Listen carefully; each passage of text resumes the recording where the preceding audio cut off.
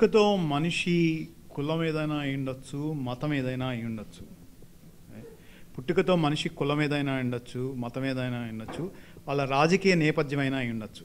అయితే ఒక పరిశోధక విద్యార్థి, ఒక రీసెర్చ్ స్కాలర్ మరణిస్తే మరణానికి కారణాలు ఏమన్నా, ఆ కారణాలు కనీసం సానుభూతి కూడా వ్యక్తం చేయకుండా ఆ కులం మీద వాదన లేవదీసి ఒక క్యారెక్టర్ అసాసినేషన్. ఎందుకంటే మరణించిన వాడు వచ్చి మాట్లాడలేడు, తన వైపు తను వాదించుకోలేడు. ఇట్లా క్యారెక్టర్ అసాసినేషన్ చేయడం వరకు అది ఎంతవరకు సమంజసం స్వరూప్? సో నన్ను క్వశ్చన్ అడిగిన, మరి నేనే క్వశ్చన్ అడుగుతున్నా. ఇప్పుడు క్యారెక్టర్ అసాసినేషన్ అంటాను కదా, అది ఎవరు చేసినారు? ఎవరన్నా ఈ కులం వాడు కాబట్టి తప్పు చేసిండని ఎవరన్నా అన్నారా? దానికి ఆన్సర్ ఎక్కడ? అంటే ఫలానా కులం వాడు కాబట్టి ఇట్లా అంటే మీ క్వశ్చన్ అబ్బాయి చనిపోయిన తర్వాత ఆ అబ్బాయి కులాన్ని ప్రముఖంగా తీసుకొని వచ్చారనా, లేకపోతే రోహిత్ వేముల మరణాన్ని పైన ఒక సెక్షన్ ఆఫ్ ఒక వర్గం, అధికార పార్టీ, రూలింగ్ పార్టీకి చెందిన వాళ్ళు దాన్ని వాళ్ళు ఏంటంటే రోహిత్ వేముల క్యాస్ట్ని ఒక ఇష్యూ చేస్తూ, ఆయన ఏ క్యాస్టు, వాళ్ళ అమ్మ ఎంతో పేదరికంలో దళిత వాడలో వాళ్ళ పిల్లల్ని పెంచింది. అయితే తను is a very merit student యాక్చువల్గా. రోహిత్ వేముల ఈ పిహెచ్డి స్కాలరు, తర్వాత CSIR centre for science and industrial research ఆ స్కాలర్షిప్, ఆ ఫెలోషిప్ రావడం అనేది చాలాది. అలా 2 సార్లు రోహిత్ వేములకు వచ్చింది. అత్యంత ప్రతిభావత కలిగిన చైతన్యవంతమైన విద్యార్థి, అసలు మన విద్యార్థి స్థాయిలో ఉన్న. అయితే దాని మీద బీజేపీ, ఏబీపీ వాళ్ళు ఓన్లీ ఆ క్యాస్ట్ ఏంటి, క్యాస్ట్ అని దాన్ని ఇలా పొలిటిసైజ్ చేసి క్యారెక్టర్ అసాస్ చేయడం, ఇది లెజిటిమేటా కాదా? అయితే నేను ఇంతవరకు చూసింది రకరకాలైన వాదనలు ఉన్నాయి. కాకపోతే ఈ కులం, ఫలానా కులం వాడు ఫలానా కులం వల్ల ఇది జరిగింది అని ఎక్కడ కూడా జరగలేదు. అట్లాంటి వాదన ఎక్కడ రాలేదు. వచ్చింది ఏంటంటే అక్కడ చచ్చిపోయిండు అనేది ఒక తప్పు పరిస్థితుల్లో జరిగినది. అది ఓకే. అయితే వీళ్ళు ఎవరు చేసిండ్రు, ఎట్లా చేసిండ్రు అనేది అదంతా మనకు తెలుసు. సో ఇవన్నిటినీ ఒక కుకింగ్ అప్ చేయడం అనేది తప్పు. ఈ ఒక దళితుల మీదనే సప్రెస్ చేస్తాను అనేది తప్పు మాట. సో దళిత సపరేషన్స్ లేవా అంటే ఉన్నాయి, అది జరుగుతున్నాయి. సో యూనివర్సిటీలో జరిగినాయంటే యూనివర్సిటీల దళిత కాన్సెప్ట్ మీద కాకుండా వేరే రకంగా వచ్చిన తర్వాత మూమెంట్లో అది ఆయన చచ్చిపోయినంత మాత్రాన ఇది దళితుల మీద సపరేషను అనేది మాత్రం కాదు, ఈ కాన్సెప్ట్ కాదు. అది మాత్రం తప్పు. అంటే ఒక అప్పర్ క్యాస్ట్లు, లోవర్ క్యాస్ట్లు దాన్ని సపరేట్ చేసి. ఇప్పుడు కేంద్ర మంత్రి, లేబర్ మినిస్టరు బండారు దత్తాత్రేయ తను రాసిన లేఖలో అంబేద్కర్ స్టూడెంట్స్ అసోసియేషన్ వాళ్ళు anti social, anti national, extremist అని ఆయన ఆ లెటర్లో స్పష్టంగా రాసిండు. రైట్? అంటే ఒక కేంద్ర మంత్రి, ఒక బాధ్యత గలమైన పదవిలో ఉన్న వ్యక్తి ఎవరైనా ఏమైనా వచ్చింది చెప్పినా కానీ దాని మీద ఎంక్వైరీ చేయకుండా అట్లా రాసుడు, అది ఎంతవరకు 100% తప్పు అది. సో అట్లాంటి I want to comment on this. Can I give it? See, ఈ ప్రాసెస్లో మన చాలామంది డాలస్లో ఉన్నటువంటి ప్రోగ్రెసివ్ థింకింగ్ ఉన్నటువంటి, లేకపోతే సొసైటీలో ఏం జరుగుతుంది అనేటువంటి ఆలోచించి వాళ్ళని కూడా నేను మాట్లాడుతున్నప్పుడు ఏమవుతుందంటే, చాలామంది ఏం చెప్పారంటే, సో తను యాకూబ్ మీనన్ ఉరి శిక్షని వ్యతిరేకించాడు కాబట్టి ఈజ్ ఏ యాంటై నేషనల్ అనేటువంటిది కామెంట్ చాలామంది ప్రోగ్రెసివ్గా, వెరీ హైలీ ఎడ్యుకేటెడ్గా ఉండేటువంటి సొసైటీ గురించి ఆలోచించే వాళ్ళు చెప్తున్నటువంటి కామెంట్. అయితే నేనేం చెప్తున్నానంటే, ఉరి శిక్షని వ్యతిరేకించకపోవటం అనేది అది ఒక వాళ్ళ ఐడియాలజీ. ఇప్పుడు మనం అరుంధతి రాయిని తీసుకుంటే అరుంధతి రాయి ఉరి శిక్షను వ్యతిరేకిస్తుంది. ఓకే, మేధా పాట్కర్ని తీసుకుంటే మేధా పాట్కర్ ఐడియాలజీ ఏంటంటే షీఈ్ అగెన్స్ట్ ద ఉరి శిక్ష. ఇట్ డజంట్ మ్యాటర్ అతను యాకూబ్ మీన్ అన్నా, లేకపోతే రాజీవ్ గాంధీని చంపిన వాళ్ళ, లేకపోతే ఇంకొకళ్ళ, ఎవరైనా కానివ్వండి. They are not against to the people. They were not against the people, they were against the concept of, Yes, yeah. that kind of punishment. Corporal punishment. Corporal punishment. So కాబట్టి అదొక ఐడియాలజీ, ఉరిశిక్షను వ్యతిరేకించడం అనేది. So అలాగే చాలామందికి వాళ్ళ ideology ప్రకారం they were against the death penalty or they were pro to the death penalty. So same thing happened here. So they were against the death penalty. It does not mean that who is opposing the death penalty are anti-nationals. అది క్లియర్గా నేను message ఇవ్వదలుచుకుంది ఏంటంటే, ఇప్పుడు ఈ అమెరికాలో కూడా there are lot of people against the death penalty and pro to the death penalty. That's their human రైట్స్ని ఎలా చూస్తారు, వాళ్ళ ఒపీనియన్ ఏంటి హ్యూమన్ రైట్స్ మీద, డెత్ పెనాల్టీ మీద వాళ్ళ ఒపీనియన్ ఏంటి అనేది. దాన్ని ఆ విధంగానే చూడాలి తప్ప డెత్ పెనాల్టీని వ్యతిరేకించిన వాళ్ళు యాంటీ నేషనల్స్, డెత్ పెనాల్టీని సమర్థించిన వాళ్ళు చాలా పేట్రియాట్స్ అనేటువంటి కాన్సెప్టు కరెక్ట్ కాదు. అంటే they are interpreting this issue as they are. అంత ప్రోగ్రెసివ్గా సోషల్ ఐడియాలజీ ఉన్నటువంటి వాళ్ళు, ఎడ్యుకేటర్స్ అంతా కూడా దాన్ని ఆ విధంగా ఆలోచించాల్సిన అవసరం ఉంది. మీడియాలో చాలాసార్లు ఫేస్బుక్లో, వాట్సాప్లో ఇవన్నీ చూస్తే మనం ఇవన్నీ కూడా చాలా మెసేజ్ ఫ్లోట్ అవుతున్నాయి. ఈయన యాంటీ నేషనల్ అని, యాకూబ్ మీనన్ సపోర్ట్ చేశాడని. ఇట్ డస్ నాట్ మీన్ ఈ supporting what Yakub Memon actions are. Maybe that's it's separate debate. Is ideologies against the death penalty. So దాన్ని ఆ విధంగా చూస్తే మనం ఆ రియాలిటీకి దగ్గరగా ఆలోచించిన వాళ్ళం అవుతాం అనేది నా హానెస్ట్ ఒపీనియన్. ప్రపంచంలో మెజారిటీ దేశాలు మరణశిక్షని, డెత్ సెంటెన్స్ని బ్యాన్ చేసినాయి. ఈవెన్ ప్రపంచంలో మెజారిటీ ప్రజల అభిప్రాయాలు కూడా తీసుకుంటే రైట్, వాళ్ళు ఇప్పుడు ఉన్న యూరోప్లో కానీ రైట్ చాలా అడ్వాన్స్ డెవలప్ కంట్రీస్ అన్నీ బ్యాన్ చేశాయి. అయితే టెక్సస్ ఒక డెత్ ఛాంబర్గా రైట్ జరుగుతుంది. అయితే ఇప్పుడు ఈ యూనివర్సిటీ క్యాంపస్లో రామరాజు గారు, యూనివర్సిటీ క్యాంపస్లో అంటే విద్యార్థులు కొంతమంది మరణశిక్షని సమర్థించే వాళ్ళు ఉంటారు రైట్, కొంతమంది చైతన్యవంతమైన విద్యార్థులు దాన్ని వ్యతిరేకించే వాళ్ళు ఉంటారు. అయితే ఇట్లాంటి స్వేచ్ఛ అనేది విశ్వవిద్యాలయాల్లో ఈ ఫ్రీడమ్ ఆఫ్ స్పీచ్ ఉండడము అది అవసరమా లేదా? అలాగే మరణశిక్షని వ్యతిరేకిస్తే అది యాంటీ నేషనల్గా అది క్యారెక్టరైజ్ చేయడం ఎంతవరకు సమంజసం? అంటే విశ్వవిద్యాలయంలో చదువుకునే విద్యార్థులు చదువనే కాదు, వాళ్ళ ఈ సొసైటీలో విషయాలు కూడా తెలియాలి వాళ్ళకి, అది అవసరమే, అది ఆ నాలెడ్జ్ కూడా ఉండాలి. తర్వాత ఎలాగో ప్రపంచంలో బతకాలి. కానీ ఉరిశిక్ష అనేది అది అంటే యాంటీ నేషనల్ సంబంధం లేదు, బట్ అట్లీస్ట్ వాళ్ళ మానవతా దృక్పథము, వాళ్ళ ఆలోచనలు బట్టి అది వాళ్ళు డిసిషన్ తీసుకుంటారు. అది అలా అంటే తప్పు పట్టలేము, అంటే ఒక తప్పు లేని వాళ్ళు యాంటీ నేషనల్ అనలేమండి. ముఖ్యంగా ఈ భారతదేశంలో మోడీ సర్కారు వచ్చిన తర్వాత, బీజేపీ అధికారంలో వచ్చిన తర్వాత, ముఖ్యంగా విశ్వవిద్యాలయాల్లో చూసుకుంటే ఐఐటి చెన్నైలో అక్కడ అంబేద్కర్ పెరియార్ అనే ఒక స్టడీ సర్కిల్ని నిషేధించడం జరిగింది.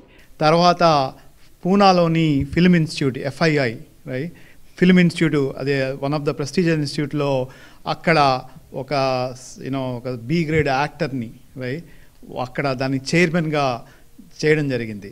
అయితే విశ్వవిద్యాలయాల్లో బీజేపీ మోడీ సర్కార్ రాగానే దాని చైర్మన్ కానీ దాని లీడర్షిప్ని మొత్తం అండర్మైన్ చేస్తూ దిగదారుస్తూ తన మత భావనల్ని ప్రవేశపెడుతోంది. అంటే ఇట్లా గనక ఇదే కొనసాగితే అది విశ్వవిద్యాలయాల పరిస్థితి ఏమవుతుంది, తర్వాత విద్యార్థుల భవిష్యత్తు ఏమవుతుంది?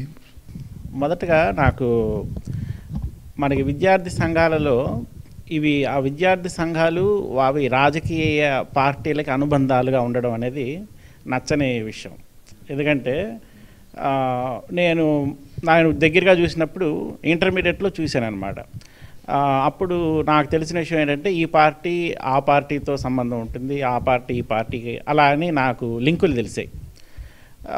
తర్వాత ఇంజనీరింగ్ కాలేజీకి వెళ్ళినప్పుడు ఇవి లేవు, యూనివర్సిటీలో అవి ఉండేవి కాదు. తర్వాత ప్రస్తుతం మనం చూస్తున్నప్పుడైతే ఇది చాలా క్లియర్గా రాజకీయ పార్టీలతో కలిసి ఉండడం, ప్రభుత్వం కూడా వీళ్ళ మీద అభిప్రాయాలు రుద్దడం, ఇవి కొంచెం వాళ్ళ ప్రైవసీ జోన్లోకి వెళ్ళడం అన్నది ఇబ్బందికరం.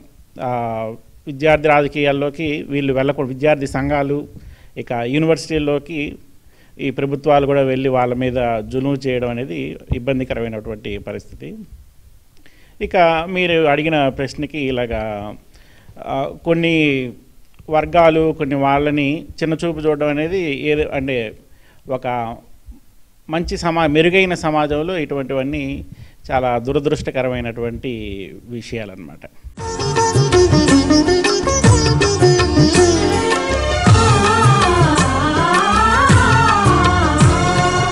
During the post-independent developments, I think India is one of the countries where, with all said and done, there were constitutional guarantees of freedom of expression, freedom of thought, and I think the academics in this country and even the democratic groups enjoyed some fair degree compared to many other developing countries freedom of expression. As a teacher, I have never felt that I was constrained nor my freedom was restricted in the classroom.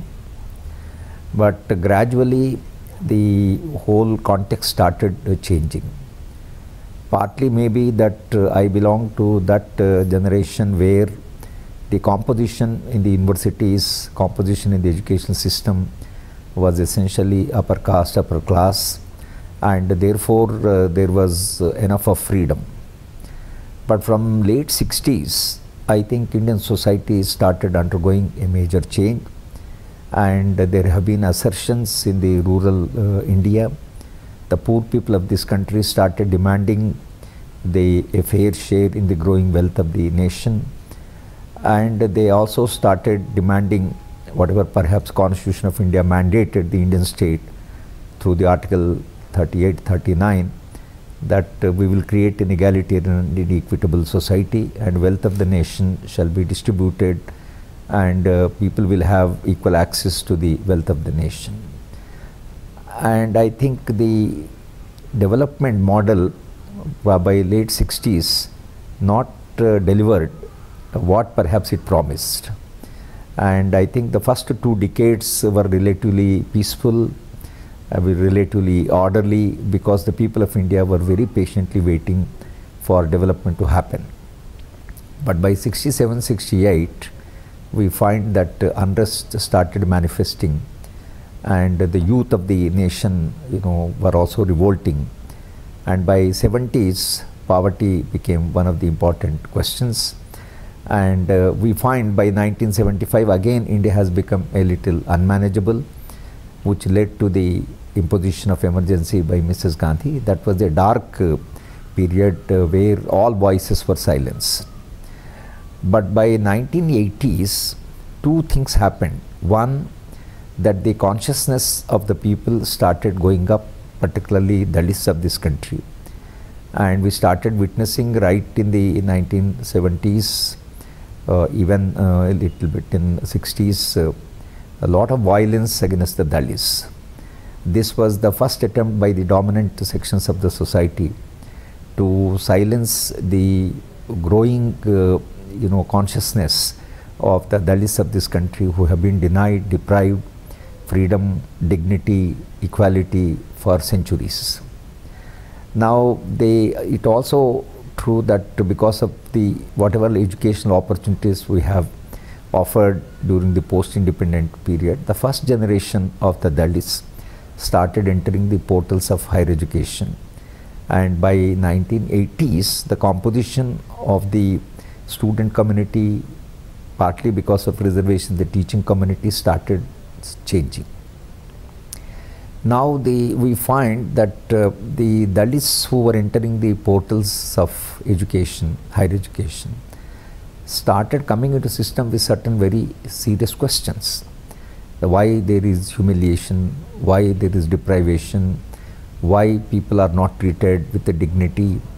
I think Dr. Ambedkar started becoming very relevant, and the people started taking Ambedkar, whom the nation has not taken as seriously as it should, right in his lifetime and perhaps even after his death.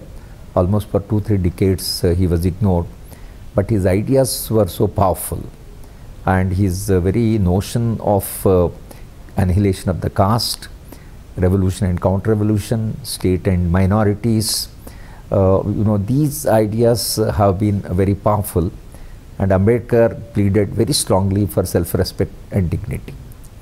Now that new consciousness among the Dalits and leading to assertion that they deserve the dignity, they are human beings and they have to be treated, they have a legitimate space in the polity, in the economy, in the cultural resources of the society. And I think that started leading to confrontation, and already campuses have become a little restless. Although the confrontation was not to the point of polarization of the forward caste and upper caste, which we have of course witnessed after the announcement of the Mandal Commission. Now I think the change that started happening in the politics of India, that religion and the caste both started becoming very important, and Indian ruling classes who were using different ideological tools, different slogans for getting the power and legitimizing the power, started feeling that the slogans or the sloganeering would not be taken by people of India very seriously. And added to that, we have opted for a model of development where the global economic agencies, as a part of the global economy, started pressurizing Indian state to withdraw from the welfare domain, from development domain, and started compelling the Indian state to go for market development or market driven development. And the shift from the welfare role of the state to the market forces, and entire development thrust shifted from state to the market. Market neither is an efficient allocator of the values nor it's a change agent. It fortifies the inequalities in the society, but it has no mechanism, and we don't need to blame the market because that's the nature of the market. It was the Indian state which was mandated by Part 4 of Indian Constitution to ensure certain equality, certain dignity, certain self-respect, certain liberty, certain freedom of thought, and it was for the state.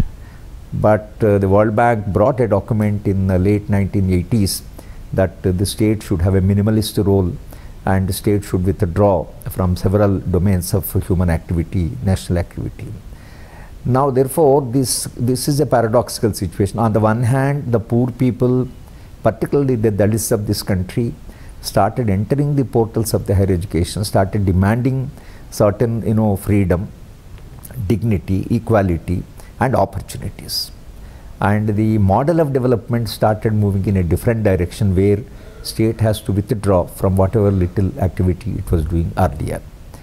Now the opportunity structure, as it is shrinking, the conflict between the various communities and groups started increasing.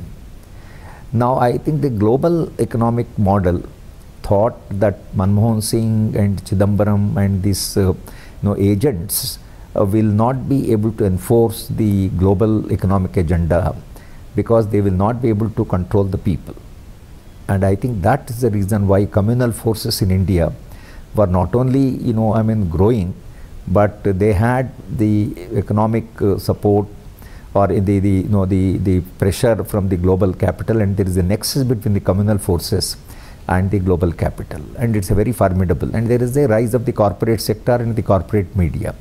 Now it is this that has created a new situation in the universities, and the boys and girls coming from the upper class, they started feeling that with the backing up of the communal forces, and they think that now they are in power, and they think that they own the universities, they are their places. And for the people coming from the Dalit background and poorer background, in fact they have no place. And the whole model informed by the communal fascist forces, now they think that any questioning from the universities will lead to this shaking of the system. Now I think it is this context that we find increasingly aggressive attitude on the part of the privileged, and they want to silence the voices that are growing, the voices that are coming up as a part of the transition of Indian society. It is this historical context that led to what has happened in University of Hyderabad and this suicide of Rohith, which left a very powerful, profound statement that what is the place, legitimate place of a Dalit and a Dalit voice. And I think the silencing of the Dalit voices now are taking place not in the name of the caste and religion, but in the name of nationalism, in the name of patriotism, in the name of progress, whatever. And whoever speaks against the Hindu fundamentalism, or whoever speaks against these powerful communities and powerful castes, they think that that has to be silenced. And therefore, when students held a protest in the University of Hyderabad, because when people were hanged and against the capital punishment, and it may be Yaqub Memon or Muzaffar Nagar Baki Hai. Now these are all not anti-national activities. The Memon was, when he was hanged, even the former Chief Justice felt that it was perhaps not correct. There was a big debate in the country whether hanging Memon was right. And now suddenly in the University of Hyderabad, the right-wing student group thinks that supporting or opposing capital punishment is anti-national, and they dub people as anti-national, and that led to the clash, and that led to some sort of situation where I think Rohith felt that the only way, in fact he writes in the suicide note, that perhaps death is more liberating than life. I think this leaves a sad comment on what is happening in India, but by committing the suicide or by saying that death is more liberating, I think he triggered the entire nation, and the whole conscience of the nation has been pricked, and the people are moved. In fact, what has happened after his death is a clear indication that the assertion of the Dalit has come of maturity, and in this country people are getting consolidated, and Rohith's death stands as one of the watershed in the evolution of Dalit consciousness. I think in the times to come the confrontation may take higher form, but definitely Dalits of this country have rightly claimed the place and their voice should be heard, which has been denied for centuries. I think this is the context in which we have to understand the death of Rohith in the University of Hyderabad.